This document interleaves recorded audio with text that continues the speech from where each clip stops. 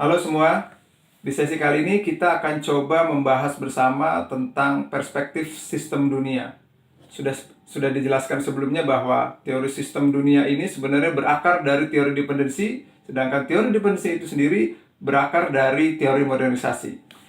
Yang pertama kita akan coba bahas bagaimana sejarah lahirnya teori sistem dunia ini.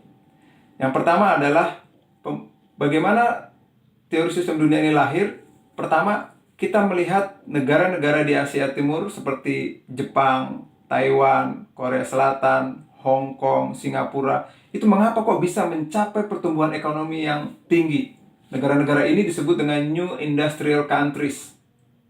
Jadi, teori ini melihat kenapa negara-negara Amerika Latin gagal, tapi ada juga negara-negara yang bisa berhasil mengalami pertumbuhan ekonomi yang tinggi, atau yang disebut dengan negara New Industrial Countries, negara-negara industri yang tumbuh, yang baru, gitu.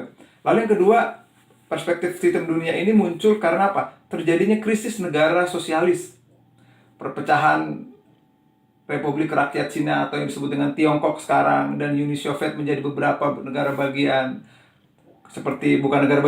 mungkin negara-negara baru, ya. Kemudian kegagalan revolusi kebudayaan, stagnasi ekonomi, keterbukaan akan modal asing terhadap negara-negara ini, itu merupakan tanda awal kebangkrutan Marxisme yang bersifat revolusioner.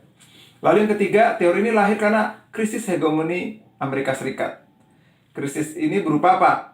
Adanya perang Vietnam, krisis Watergate, kemudian embargo minyak pada tahun 1975, dan juga inflasi serta stagnasi ekonomi di tahun 1970-an.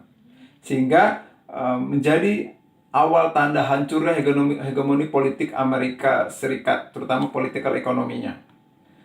Nah, apa warisan pemilikan yang diambil atau diadopsi oleh perspektif sistem dunia? Yang pertama adalah warisan pemilikan neo-Marxisme dan juga Prancis, pendekatan analis Prancis. Saya juga bingung gimana nih menyebutkannya. Nah, tapi yang pertama, warisan pemilikan neo-Marxisme yang dimaksud adalah mereka mengambil akar teori dependensi, soal ketimpangan nilai tukar, eksploitasi negara pinggiran oleh negara sentral, kemudian pasar dunia dan moda produksi yang dikembangkan oleh Andre Gunder Frank, Dos Santos, dan juga Samir Amin. Kemudian pendekatan analis Prancis yang dimaksud adalah ketotalan sejarah dan sejarah global, bahwa sejarah dan ilmu sosial itu harus memiliki kecenderungan yang jangka panjang. Perubahan orientasi kajian sejarah dari model kesejarahan menuju analisis sejarah dengan orientasi permasalahan. Dari warisan pemikiran itu, perspektif sistem dunia mengambil asumsi teoritis dan juga penjelasan utama.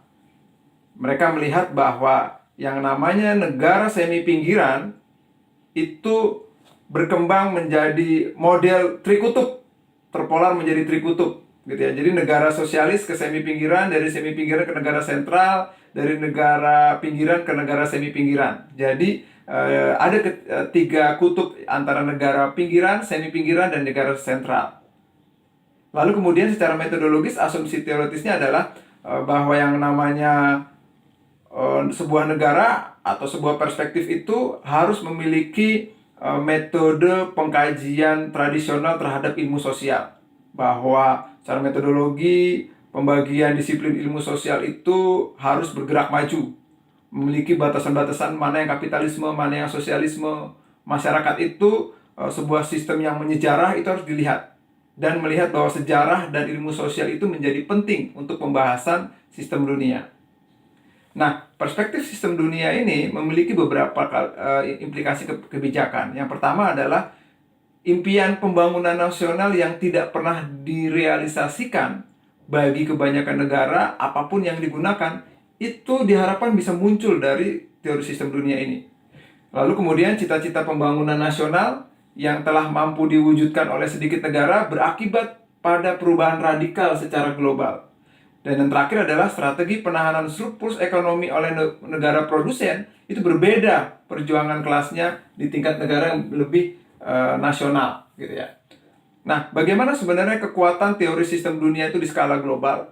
Yang pertama adalah kita bisa melihat dari aspek agenda penelitiannya. Yang kedua adalah metode penelitian dan perangkat data yang mereka sediakan. Nah, kritik terhadap teori sistem dunia itu sendiri adalah wujud konsep sistem dunia itu seperti apa itu tidak jelas sebenarnya. Lalu kemudian yang dimaksud dengan spesifikasi sejarah itu seperti apa, itu juga mereka belum bisa jelaskan. Dan analisis stratifikasinya juga, ukuran-ukurannya juga tidak jelas, sehingga membutuhkan sebuah kajian tersendiri. Nah, bagaimana mereka menanggapi kritik terhadap teori sistem dunia? Mereka mulai melakukan yang disebut dengan reifikasi, spesifikasi sejarah, dan analisis stratifikasi. Sehingga muncullah beberapa perspektif sistem dunia dikembangkan oleh Alvin Yeso, Sung Nam Cho, ya kan? Bagaimana mereka menjelaskan keberhasilan ekonomi di Hong Kong melalui revolusi industri, diversifikasi ekonomi, dan juga sebagai pusat keuangan dunia.